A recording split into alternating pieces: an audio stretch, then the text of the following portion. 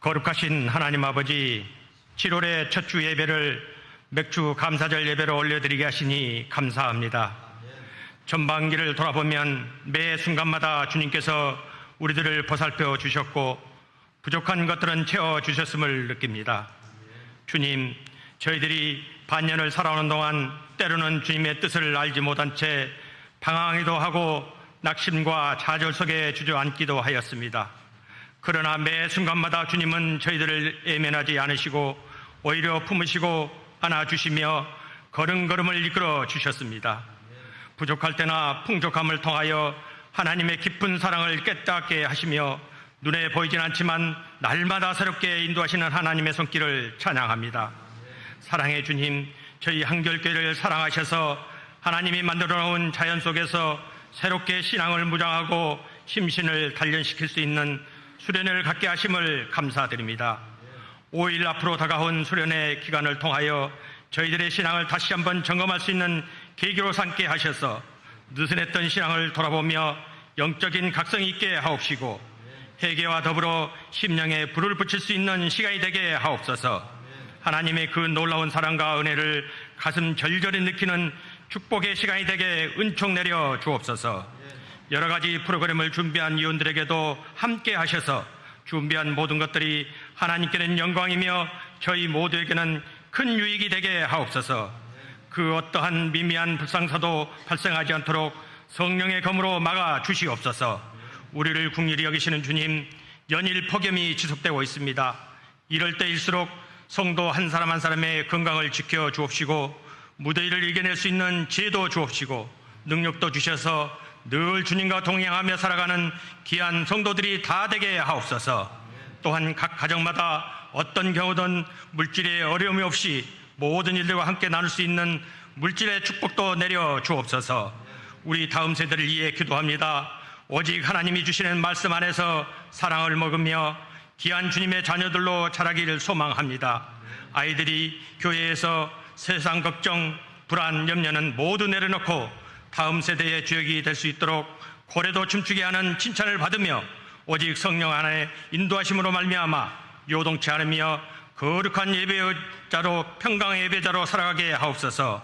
이 시간 복된 말씀을 선포하시기에 단위에 서신 목사님 풍성한 은혜를 더하시고 말씀의 능력을 주사 예배드리는 모든 성도들에게 날마다 감사가 넘치며 행복한 삶이 될 수 있도록 인도하여 주옵소서.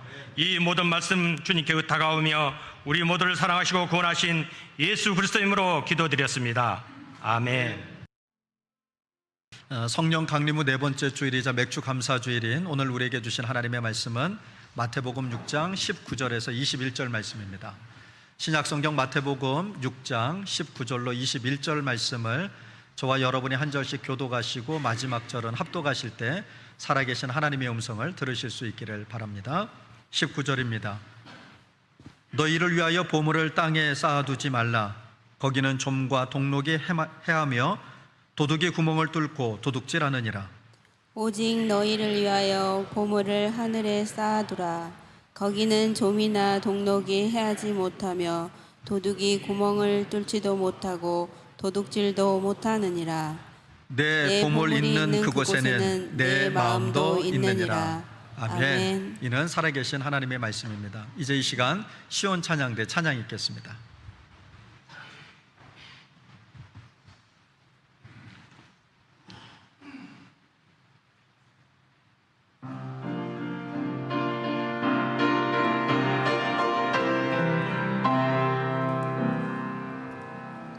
주님께 감사해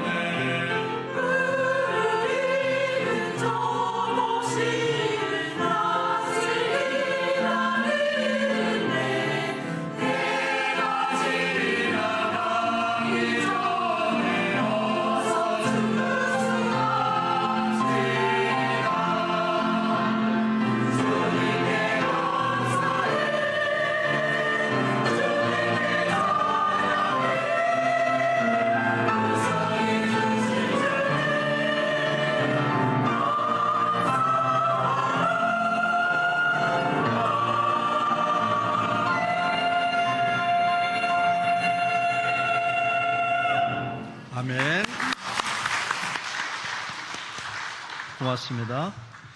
뭐 찬양대는 혹시 이번 주에 뭐 맛있는 거 먹었어요? 먹을 거예요? 미리 감사하구나. 오늘은 완전히 깨꼬리 같네. 네, 감사합니다. 참고로 오래간만에 오신 분들 계시고 처음 뵙는 분들 계신데, 우리 찬양대가 찬양하면서 안 웃으면 잘한 겁니다. 근데 웃으면 본인들끼리도 지금 뭔가 안 맞은 거예요. 쑥스러워서 웃는 겁니다. 예, 그런 줄 아시고, 저희 찬양대는 세계적인 찬양대입니다. 네, 그 유튜브 들어보시면 저희 찬양대만큼 찬양 잘하는 찬양대가 없습니다. 예, 제가 어디 가서 혹시 다른 거는 잊어버리고 자랑 못해도 우리 찬양대 자랑은 늘 합니다. 정말 저숫자로 어떻게 저런 소리가 나올까 싶을 정도로 너무 감사합니다. 다음에 밥 먹으러 갈 때 저도 부르는 거죠. 고맙습니다. 되게 불리할 때 아멘 소리 안 해요. 네. 여러분, 2025년도가 어떻게 지나가고 계십니까? 여러분의 죄송하지만 나이와 인생의 속도가 같이 간다고 그래요. 그래서 어떤 분은 정말 지금 빠르게 세월이 간다라는 느낌을 받으시는 분이 계실 것 같고, 또 어떤 분은 아직은 내 인생의 시계가 조금 더디다, 속도가 조금은 괜찮다, 뭐 이런 분도 계실 것 같습니다. 지난 한 해를 이렇게 우리가 절반을 돌아보면 정말 숨막히는 날들이 있었죠. 우리 전 세계가 다 경험했습니다만 코로나 때 정말 이런 일이 있을 수 있을까 싶을 정도로 너무나 힘든 시기가 있었고, 코로나 잘 넘어왔는데 경제가 너무 어렵죠.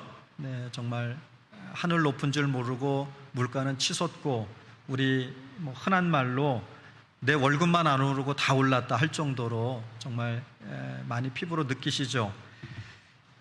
그러다 보니 웃을 힘도 없습니다. 별로 웃을 일도 없고, 그런데 또 반면에 그렇게 어렵고 힘들지만 또 그래도 미소 짓고 웃을 날도 전혀 없었던 건 아니죠. 근데 여러분, 우리가 가만히 생각해 보면 힘이 들었다, 힘이 들지 않았다, 뭐 이런 걸 떠나서 지금 이 자리에 우리가 함께 예배할 수 있음이 하나님의 은혜입니다. 오늘 우리가 맥주 감사 주일로 지키는데요, 지금은 농사를 짓지 않으니 별로 그렇게 마음에 와닿지 않습니다만, 농부들이나 또 물고기를 잡아서 생활하시는 어부들이 공통적으로 하시는 말씀이 있어요. 하늘이 허락하는 만큼만 거둘 수 있다. 네. 특히 그 어부들은요, 매일매일 나가잖아요. 이제 농사는 짧게는 며칠부터 길게는 몇 달 동안 잘 가꿔야 되지만, 이제 물고기 잡는 거 가만히 보니까 배를 끌고 넓은 바다로 가잖아요. 그런데 그 바다에 가서 그물을 내린다고 매번 만선을 이루는 건 아닙니다. 우리 인생도 마찬가지죠. 마음 같아서는 늘 만선의 꿈을 안고 인생을 삽니다만 어찌 그렇게 되겠습니까? 그러고 보면 정말 하나님이 허락해 주시는 만큼만 우리가 살아가는 게 아닌가라는 생각이 듭니다. 그래서 구약시대에는 이 맥추절을 지키면서 첫 소산을 하나님 앞에, 특별히 보리나 밀이 먼저 나오잖아요. 그러면 그걸 하나님 앞에 첫 열매를 드리면서 이 모든 것이 주님의 은혜입니다 라고 고백했답니다. 우리도 다 같이 한번 고백해 보실까요? 모든 것이 주님의 은혜입니다. 모든 것이 주님의 은혜입니다. 제가 우리 교인들한테 가끔씩 묻죠. 우리가 오늘 찬송가 방금 전에 몇 장 불렀죠? 그러니까 잊어버리는 건 주님의 은혜입니다.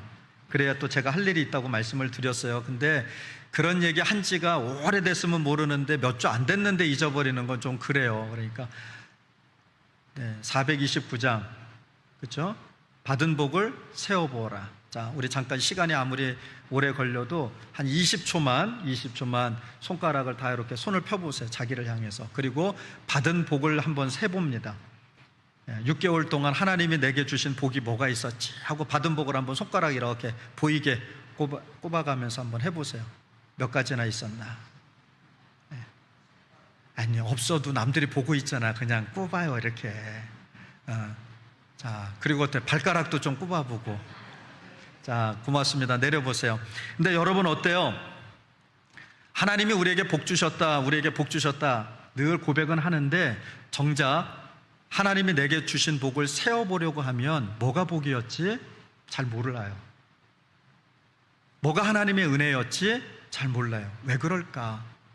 오늘 그걸 한번 마음에 두고 말씀을 함께 들어보십시오. 여러분, 우리가 지난 반년의 삶과 또 수고, 흘린 눈물, 또 견뎌내야만 했던 그런 시간들, 그 속에서 우리가 놓치지 않았던 감사의 고백들이 있어요. 근데 그걸 한번 생각해 보는 일이 필요합니다. 오늘 예수님께서 우리에게 이런 질문을 던지시는 거예요. 너희가 세상을 살아가며 보물로 여기는 것들이 있을 텐데 그걸 어디에 두었느냐라고 물으십니다. 그러니까 우리가 소중하게 여기는 게 뭐냐라고 묻지 않으시고, 너희들이 뭐가 됐든지 살아가면서 생각하는 보물이 있을 텐데 그 보물을 어디에 두었느냐라고 질문하시는 거예요. 오늘 마태복음 6장에 우리가 읽은 본문 뒤에까지 다 연결해서 보면 이 말씀은요, 우리의 인생의 방향을 결정짓는 아주 중요한 말씀이에요. 그러면서 오늘 19절로 20절에 뭐라고 말씀하시냐면, 너희를 위하여예요. 하나님을 위해서가 아니라 너희를 위하여 보물을 어디에다 쌓지 말고, 땅에 쌓지 말고 어디에다 쌓으라고요? 하늘에 쌓아라 라고 말씀하십니다. 그러면서 왜 하늘에 쌓아야 되는지를 말씀하시죠. 땅에 쌓는 건 좀과 동력이 들고 도둑이 들어와서 훔쳐간다, 사라져버릴 것이다. 그러나 하늘에는 동력도 좀도 도둑도 없다. 그래서 영원히 남는다. 그러니 어디에다가 쌓으라고요? 하늘에다 쌓아라, 이렇게 말씀을 하시는 거예요. 자, 그러면 오늘 말씀을 이해하기 위해서 먼저 보물이라고 하는 게 뭘까? 여러분, 헬라어로 이 보물의 뜻은 돈이나 재산만을 의미하지 않고요, 내 마음이 머무는 것을 보물이라고 얘기해요. 그러니까 우리의 마음이 어디에 있느냐, 무엇에 있느냐, 내 마음이 있는 그것이 보물이다라는 거예요. 또 하나는 내가 가장 귀하게 여기는 것이 무엇이냐가 보물이라는 거예요. 여러분, 그러고 보면 우리가 말하는 감사도 보물인 거죠. 왜요? 거기에 내 마음이 머물고 내가 그것을 가장 귀하게 여기면 그 감사가 보물이 되는 거예요. 또 하나, 이 감사는요, 내가 누구를 신뢰하고 어디에 마음을 두고 있는지를 드러내는 우리의 영적인 태도를 나타내는 것이에요. 그러니까 얼마나 내가 감사하고 있느냐. 그런데 우리가 정작 지난 6개월을 돌아보면서 감사하는 것, 하나님으로부터 받은 복을 세워보자라고 했더니 막상 생각해보면 뭐가 있었지 싶은 거예요. 다른 말로 바꿔서 얘기하면 별로 우리가 그렇게 감사하면서 살지 않았다라는 거예요. 늘 모자람, 부족함에 대해서 원망하거나 불평하거나 이러면서 살았지 내게 주어진 것으로 감사하지 않았다라는 거예요. 여러분, 감사합니다라고 하는 건 인사말이 아닙니다. 하나님을 향한 우리의 신앙의 고백이에요. 또한 내가 누구를 주인으로 삼고 있는지에 대한 믿음의 보물이 감사라고 하는 말 속에 담겨져 있는 겁니다. 그래서 우리는 감사를 이미 이루어진 일에 대해서 하나님 앞에 고백하는 것이 아니라 이루어질 줄로 믿고 미리 감사하는 거예요.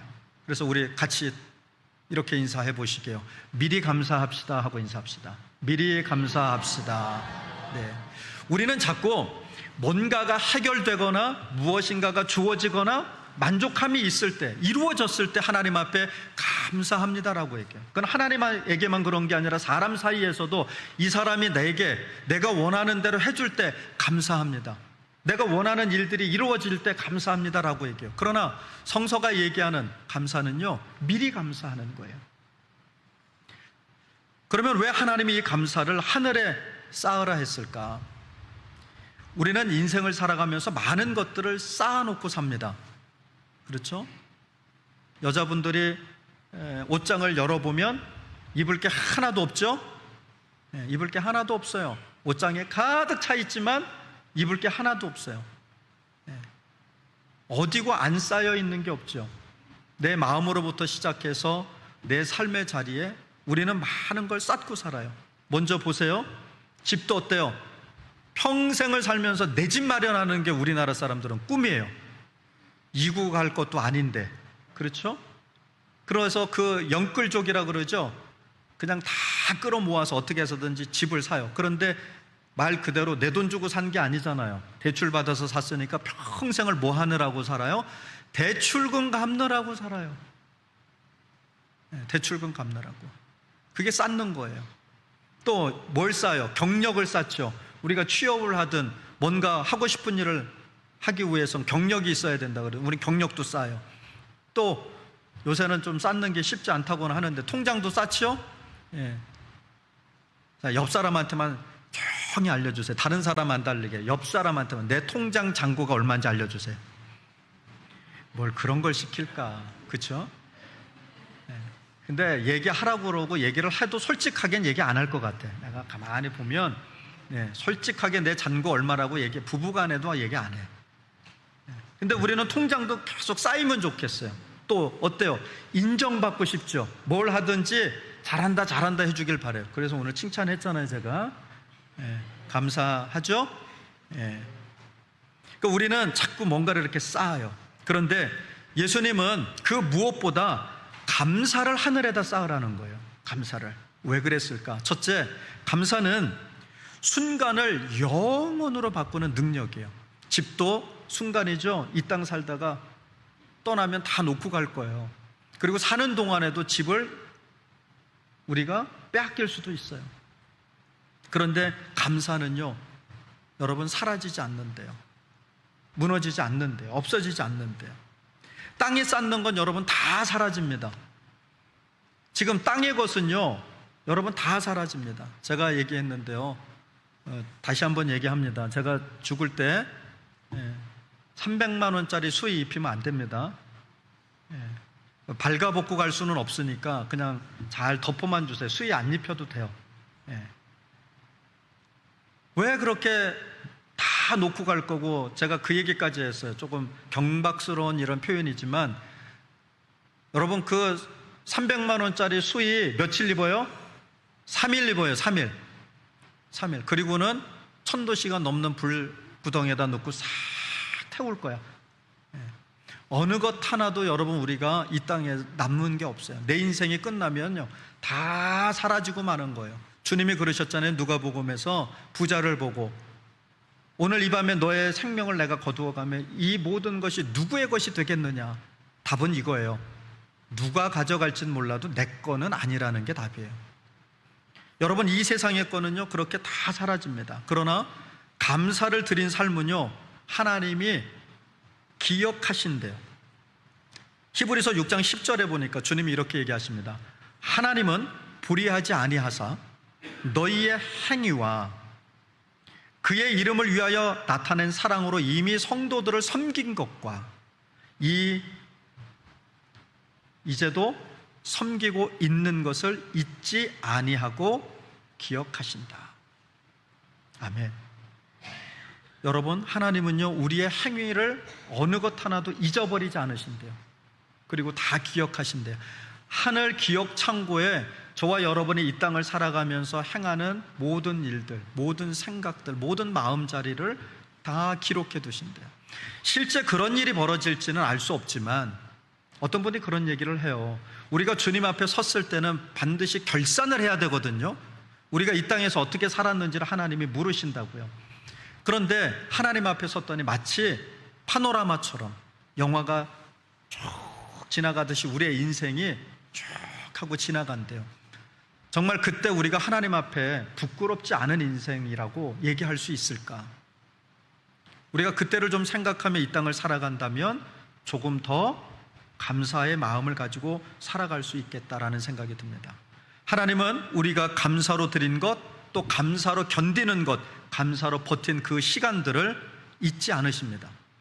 둘째로 감사는 불안한 이 땅에서 하늘을 바라보는 시선이에요. 이 땅을 살아가면서 여러분 얼마나 불안합니까?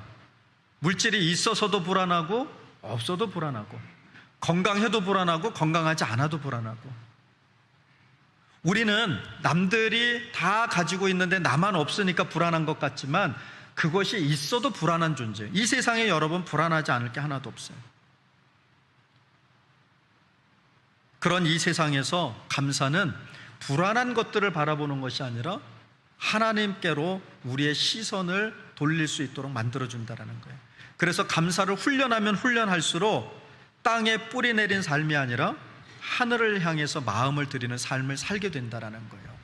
그래서 우리가 늘 내게 주어진 삶의 자리들을 바라보면서 하나님 앞에 감사를 하세요. 그러면 땅에 쌓는 보물과 하늘에 쌓는 감사는 어떤 것일까? 먼저 땅에 쌓는 보물은 사라져버리는 가치들입니다. 그러니까 세상에서 말하는 이런 가치들은요, 결국 다 사라지고 말아요. 또 흔들리는 우리의 마음들, 또 내 불안과 욕심에 기초한 삶들, 이런 것들은 다 하늘에 쌓는 게 아니라 땅에 쌓는 거예요. 그럼 하늘에 쌓는 감사는 뭘까요?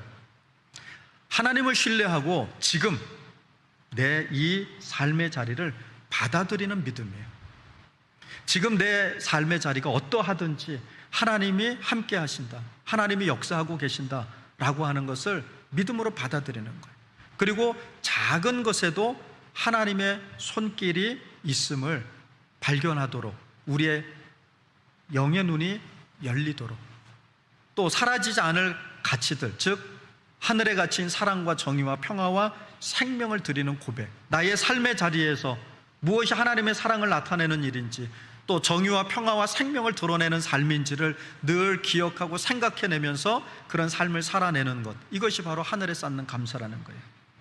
이처럼 하늘에 쌓는 감사는 우리의 인생의 방향을 바꾸는 바로 하늘 중심의 삶으로 우리를 이끌어 갑니다. 그럼 예수님은 왜 하늘에 쌓으라고 하셨을까? 오늘 21절에 이렇게 얘기합니다. 내 보물이 있는 그곳에는 내 마음도 있느니라. 아멘. 우리가 여기서 보통 보물을 되게 물질로들 많이들 말씀하세요. 그러나 물질뿐만 아니라 여러분이 소중하게 여기는 것, 여러분의 마음을 두고 있는 것, 그것이 무엇이 되었든 그것을 여러분, 우리가 가지고 있는 그곳, 거기에 우리의 마음이 있다라는 얘기예요. 감사가 보물이 되면 우리의 마음도 그 감사 속에 머물게 됩니다. 감사로 하나님을 바라보는 사람들은요, 흔들리지 않습니다. 감사로 하루를 시작하는 사람들은 절망에 빠지지 않습니다. 감사로 사는 사람들은 하나님의 임재 안에서 늘 자신을 발견하게 됩니다.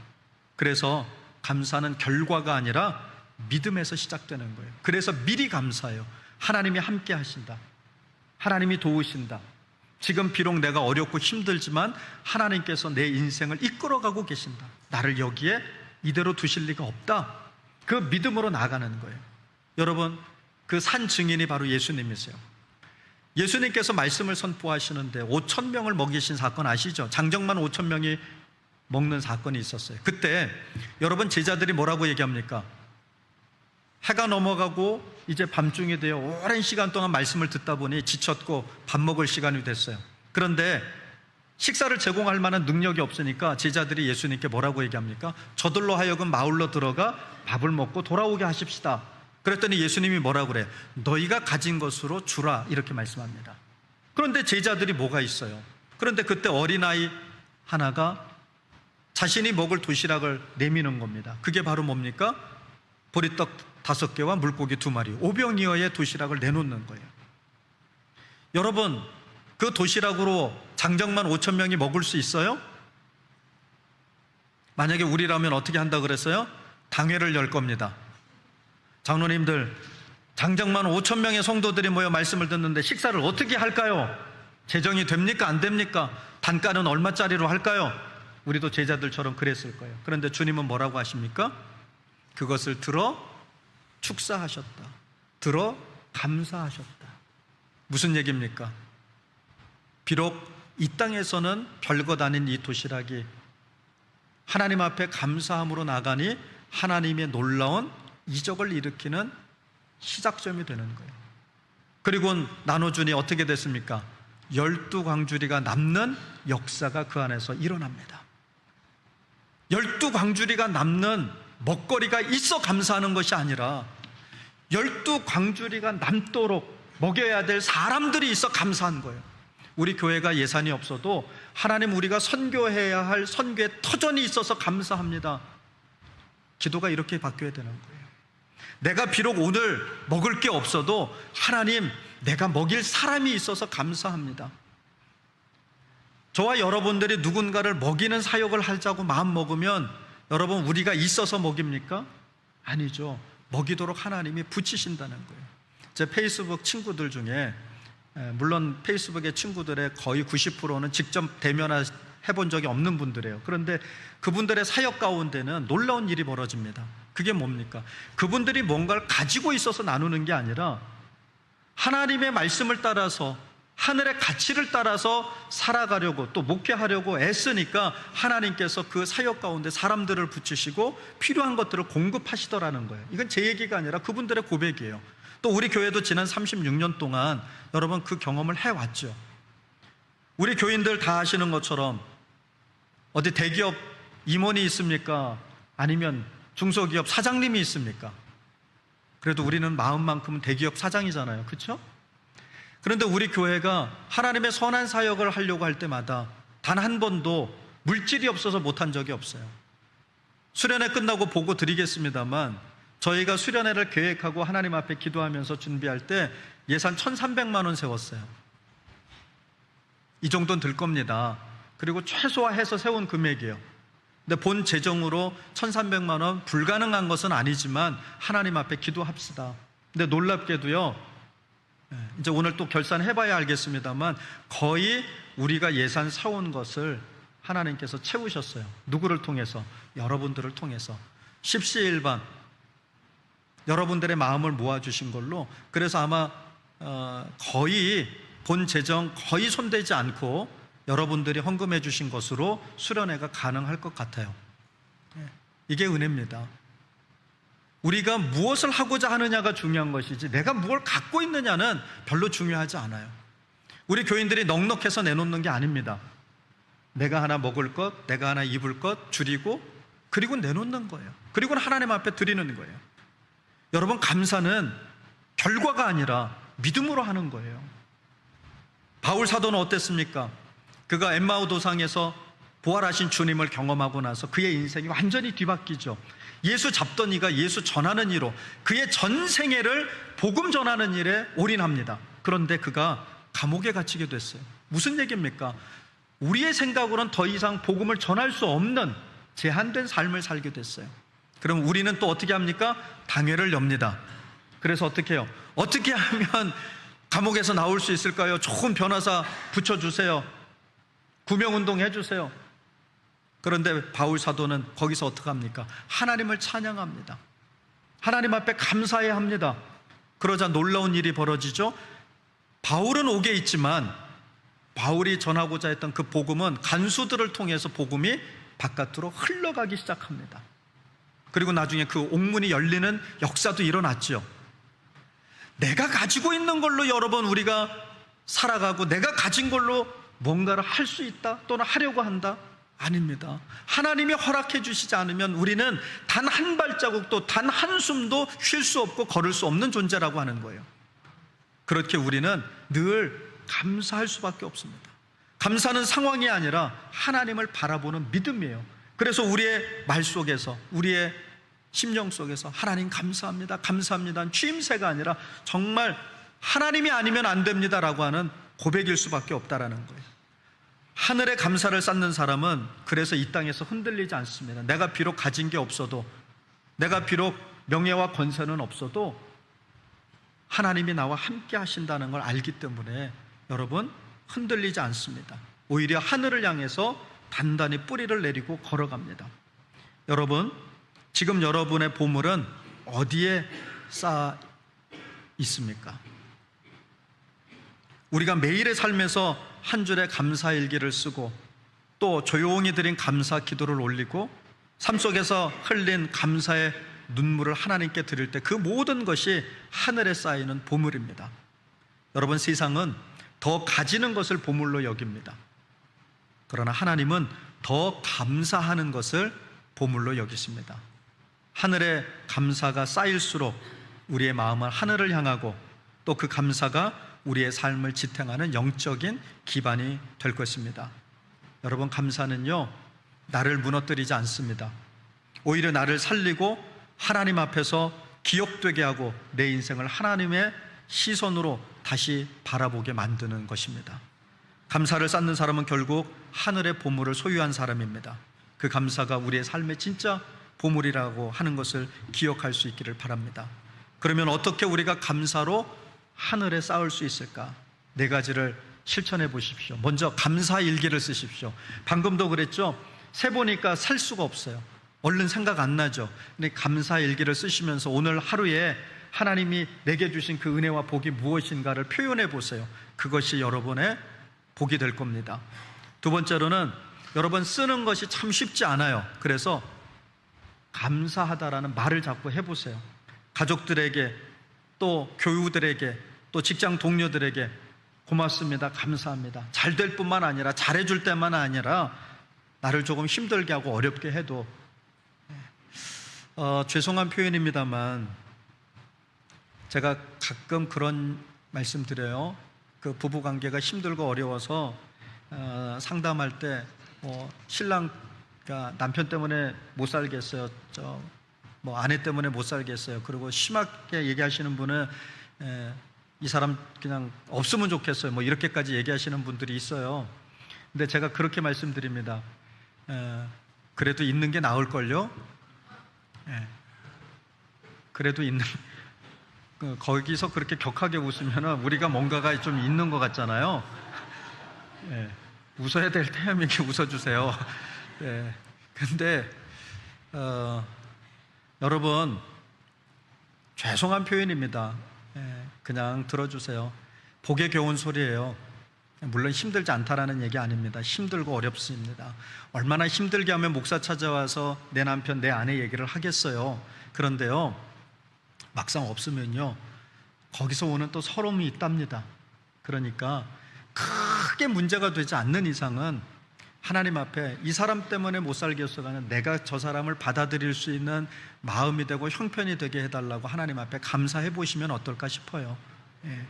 세 번째로는 감사의 드림을 실천하십시오. 우리가 말로만 감사합니다, 감사합니다 하지 말고 시간을 하나님 앞에 들이시고 또 특별히 성도들을 위해서, 가까운 이웃들을 위해서 여러분의 시간을 들이세요. 시간을. 또 물질도 들이세요. 우리가 예전에는 전도할 때 어때요? 교회에서 여러분 선교비 대주고 전도비 대주고 전도 안 했어요. 다 자비량으로 했죠. 내 호주머니 꺼내서. 그게 무슨 얘기입니까? 그 영혼을 그만큼 사랑한다라는 얘기예요. 내 시간, 내 물질, 그리고 내 재능, 그것까지 다 내어놓아도 이 생명이 너무 귀합니다, 이런 마음으로 하는 거예요. 그러니까 여러분, 드리는 일이 필요해요. 마지막으로는 감사의 예배로 나오세요. 예배를 나올 때는 여러분이 집에서 어떤 일이 있었건 회사에서 어떤 일이 있었건 들어오시면서 하나님 앞에 다 감사하세요. 이래도 감사, 저래도 감사. 그러면 살아갈 힘과 용기가 생깁니다. 여러분, 감사는 하늘에 쌓을 수 있는 가장 실질적인 믿음의 보물이에요. 오늘도 이 땅에 우리가 두 발을 딛고 살지만 감사하는 마음 하나로 우리는 하늘을 향해 보물을 쌓을 수 있습니다. 오늘 주님이 우리에게 말씀하시잖아요. 하늘의 보물을 쌓아라. 오늘 우리가 하늘에 쌓는 그 감사가 내 삶의 보물이 될 줄로 믿습니다. 기도하겠습니다. 하나님 아버지, 이 반년의 삶을 지나오며 눈물로, 한숨으로, 기쁨으로, 때로는 침묵으로 감사의 고백을 올려드렸습니다. 주님, 우리가 감사하지 못하는 이유가 뭔지 다시 한번 돌아보게 하시고 우리의 감사가 헛되지 않게 하옵소서. 하늘에 쌓는 보물이 되게 하시고 그 감사 위에 우리의 믿음과 삶이 견고히 세워지게 하옵소서.